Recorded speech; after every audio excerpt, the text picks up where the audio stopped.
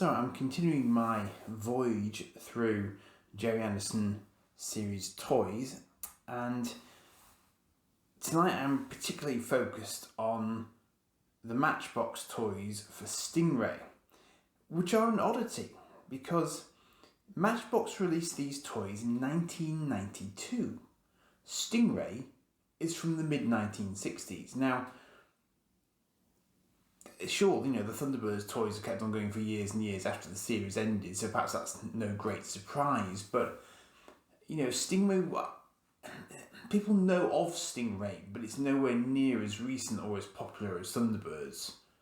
And it's never had a sort of a rebirth like Thunderbirds has in the more recent past. So it's kind of curious that they chose to make the toys that far after the series, but they did. And these two, Stingray on the left, obviously, and a Terrorfish by Titan, are synonymous with the show. Basically, Stingray is the hero ship of the show and is one of various WASP patrol craft of the World Aquanaut Security Patrol. Might have got that slightly wrong, something like that. And so Stingray is one of a number of vessels that they operate in order to patrol the oceans and deal with various subaquatic threats that Marineville, their base of operations, may face over the course of any given Stingray episode. And I like the Matchbox ones. They come in a twin pack. Well, the one as I got them, they came in a twin pack. So you get the Terrorfish with Stingray in a little pack. These periscopes frequently broken. I've yet to own one that has a periscope intact, unfortunately. But very sort of nice, vivid colours. It does look like it would go like a bat out of hell in the water.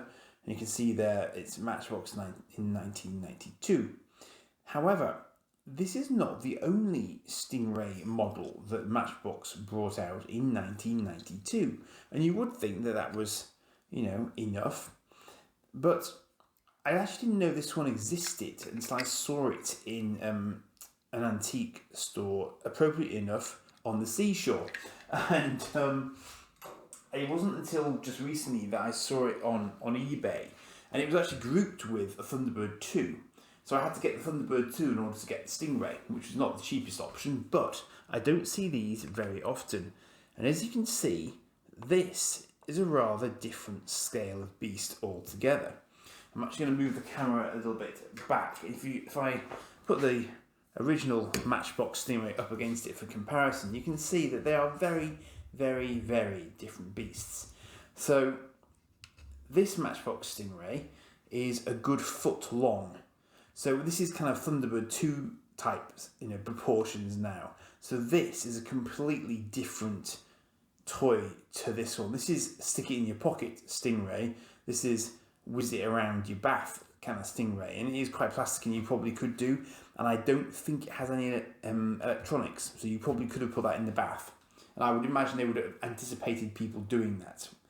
Now, I don't have a box, so I can't tell you exactly what its play features were, but based on previous examples, I would say that is probably a launcher for missiles that I do not have.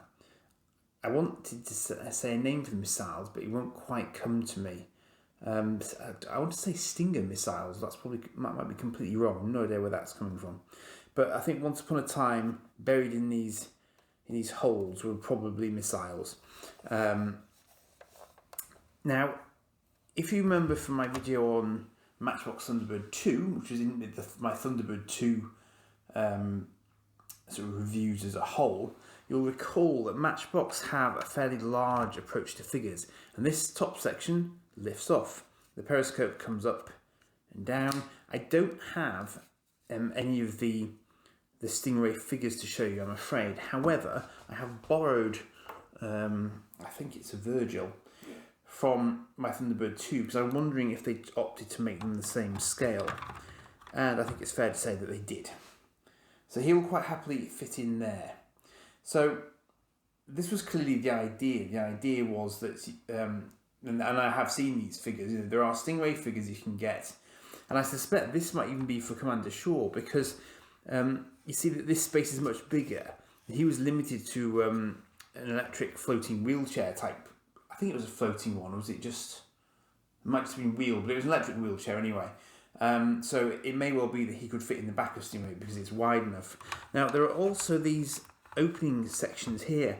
Now, this might have been for storage for extra missiles, possibly, I'm thinking, because it looks like it might have been the right sort of length for that. But I don't know if perhaps they had other things that would have gone in there, like masks or something, I don't know.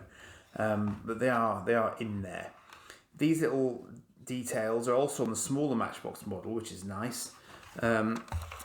This spins round, which is what you'd expect because he did it in the show. But both models have that feature. So that will also do that quite happily.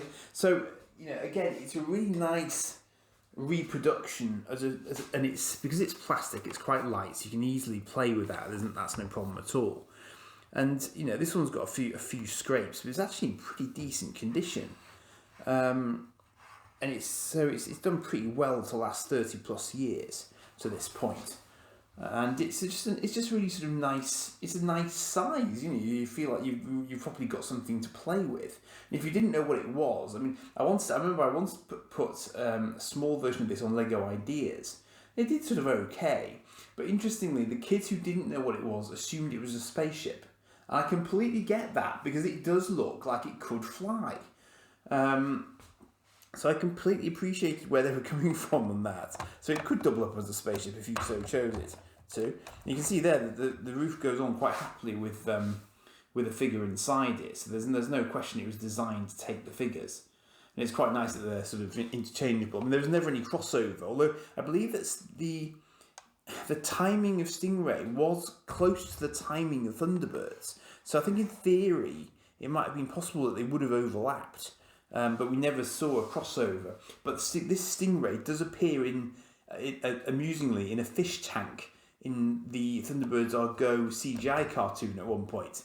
And in fact, there's a clip from Stingray in the very first episode as a sort of black and white, I think it was, rerun after they fixed the satellite using Thunderbird 3, which I thought was very clever. It was a nice tip of the head to the original Gerry Anderson shows. So... as I say, I don't see these very often. I mean, I'm not constantly monitoring for them, but I do think they're a nice toy of that era. And obviously, if you have the Matchbox Thunderbird 2, then they'll line up very nicely with one another, and there's no two ways about it. But I just thought I would share that with you, having gotten the hold of it, and it might be one of the things that I auction off in due course. And I'm kind of humming and hawing as to whether or not I hold on to them and trying to make some sort of display solution for them, or or actually sort of move them on again just so that someone else can enjoy them. But I'll have a think on that. One thing I forgot to show you was the skis, and here they are. So it's not just a sort of plain bottom. I think that Stingray had these in the series as well for when it needed to settle down onto the seabed. But it's nice that they're reproduced here. You can see the Matchbox emblem on the bottom there as well. But it was nice touch to include them. I thought they sort of pulled out more, but I haven't tried them too hard because if I'm wrong about that, then I don't want to be snapping them off. But they're actually very, very strongly on there. And they're not massive, but they're what allows it to sort of to sit straight, given that it's got quite a curved hole on the bottom. So I've got a few other Anderson-related things to show you in my next video, and I would welcome your input on them. So I'll catch you for the next one. Cheers for now.